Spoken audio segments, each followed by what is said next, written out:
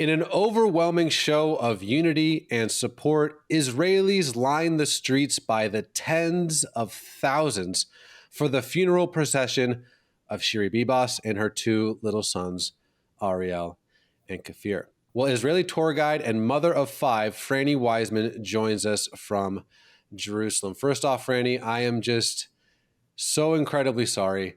But what has today been like for you and your nation? Wow. I think it's like when you fear the worst for such a long time, especially the B-buses have become a symbol. And then the day comes where like the worst is actually worse than you thought. I think there isn't a home in this country that doesn't feel that. People literally from all over the country went out to the streets, even if they weren't near the actual procession, and people went to the procession from all over the country. I think it's just been a lot of hurt. Every person that you see in the street, every person that you see in your work, your day to day, it's like everyone is just looking at each other like, yeah, that happened. This happens. What do we do with it? It's very, very heavy. As a mother of five, a mother who lives in Jerusalem, I almost don't even want to ask you this question, but how have you been processing this whole thing with the Bibas family? I'm pretty sure it's the worst fear of every single mom. Like this entire year, really, because like when I look at those kids, those two little redhead, beautiful boys, I hug my children so much tighter. I don't think it's processable. I really don't think it's processable. I don't think it feels kind of like unreal. And like I look at my kids and I want to paint such a beautiful picture of like a world filled with good and hide them from these things. And I'm just thinking it's such a crazy reality that like they live in this simple world and us adults, we have to hold all this stuff. And then I think about Ariel and Kfir and I think like how such beautiful innocence can be so brutally cut off. It's like my heart can't really hold that. I don't think anybody's can. And then as a wife, also, I look at Yarden and I think the entire world, the sane world, okay, the like world of truth, looks at him and just wants to hug him and send him comfort. It's unimaginable.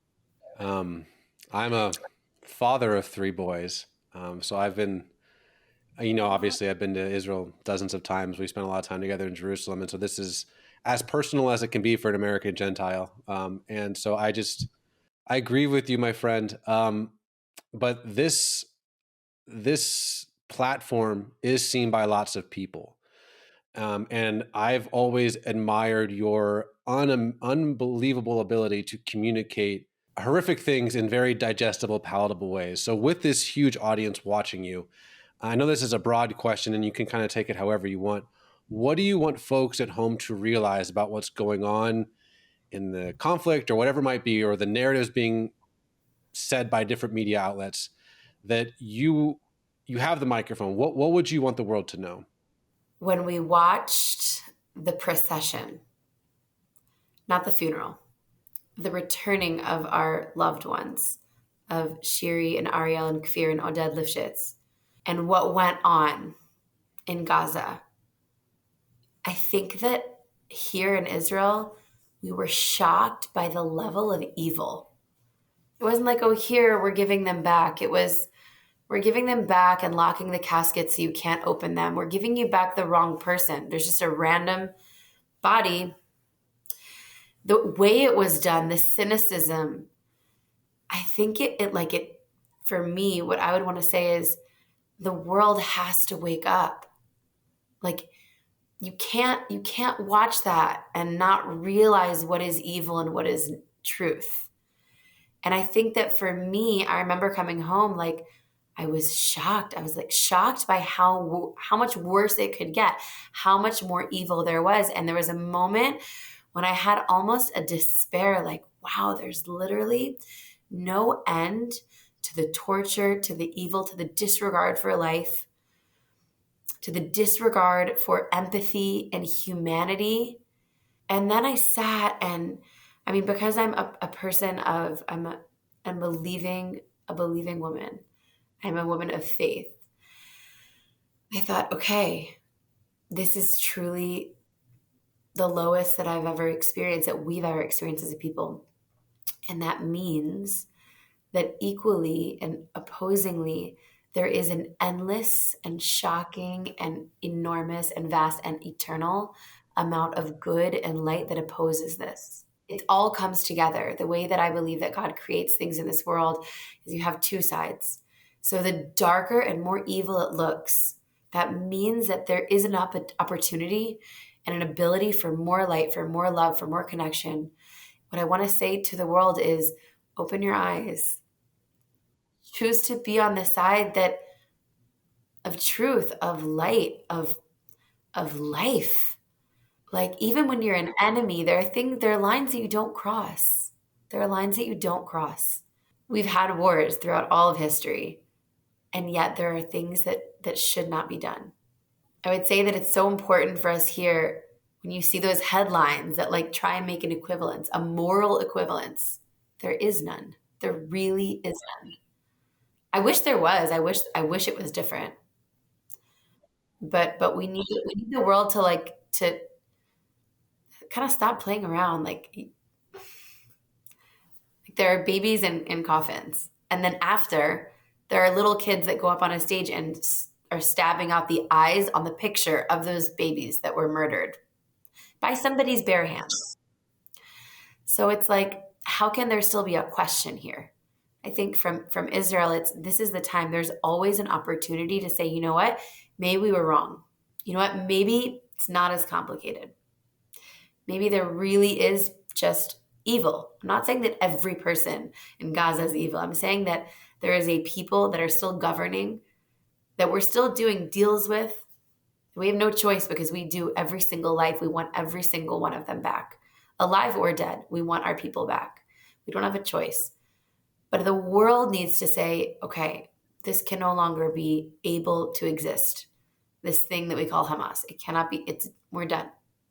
You know, I'm a student of Jewish history and the Holocaust, as you are, of course, and I feel like the hatred towards the Jewish people is not normal. I feel like it's demonic and satanic. And as a Gentile follower of Yeshua, I just want you to know that you're not alone, and we love you. We're praying for you. And so my final question really is, Franny, how can we be praying for you and your country? I'll go back to the mother part of me as a woman who's given birth 5 times. The closer that you get to actual birth, the more challenging it gets, the more painful it gets, the less breaks you get. I really truly believe that this process that the world is going through is a birthing process. And I do believe in a redemption. I do believe in a time when the whole world will see peace. I do believe in the prophets like Isaiah, where the whole world will take their, their war tools and turn them into, plows and tools of growth. I think that needs to be the prayer, that we can go through this process with mercy, that it can be less painful, that we can kind of see the end of it. Because I think that as someone who believes, I do believe in the end. I do believe in the end of days. I believe in the Messiah. I believe in peace. When you doubt something, then the longer it takes, the more you doubt it. But like any woman who is pregnant, you know that baby's coming out. So the longer it takes, you're closer. For me, it's not a question. And if I ask, like, what is the prayer that I think everyone should be praying, is that Israel will be able to be redeemed from all of this evil, that the world will be able to be redeemed from all of this evil, from the darkness, and that we can see a true redemption in our days through mercy, through mercy. Wow, there's so many Bible verses floating around my brain right now, but I feel like God I just know, is I wanting, know. wanting me to encourage you with, I think it's Isaiah 7:14, which is just the idea that he'll be called Emmanuel. And I think that's such a beautiful picture that God is with us. He's not just some distant ethos thingy, that Yeah, he's near, he's close, he's with you. and everything. So Franny Waisman, toda raba, love you, sis. God bless, my friend. Merci, Micha.